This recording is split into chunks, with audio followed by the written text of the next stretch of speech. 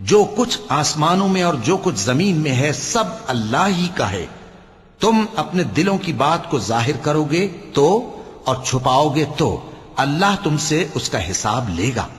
پھر وہ جسے چاہے مغفرت کرے اور جسے چاہے عذاب دے، اور اللہ ہر چیز پر قادر ہے.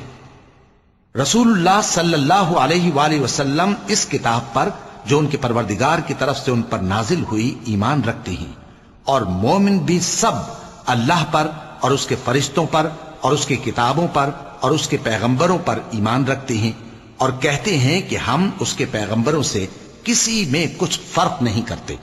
اور وہ اللہ سے عرض کرتے ہیں کہ ہم نے تیرا حکم سنا اور قبول کیا. اے پروردگار، ہم تیری بخشش مانگتے ہیں اور تیری ہی طرف لوٹ کر جانا ہے. اللہ کسی شخص کو اس کی طاقت سے زیادہ کا ذمہ دار نہیں بناتا. اچھے کام کرے گا تو اس کو ان کا فائدہ ملے گا، برے کرے گا تو اسے ان کا نقصان پہنچے گا. اے پروردگار، اگر ہم سے بھول یا چوک ہو گئی ہو تو ہم سے مواخذہ نہ کیجو. اے پروردگار، ہم پر ایسا بوجھ نہ ڈالیو جیسا تو نے ہم سے پہلے لوگوں پر ڈالا تھا. اے پروردگار، جتنا بوجھ اٹھانے کی ہم میں طاقت نہیں اتنا بوجھ ہم پر نہ رکھیو. اور اے پروردگار، ہمارے گناہوں سے درگزر کر اور ہمیں بخش دے اور ہم پر رحم فرما.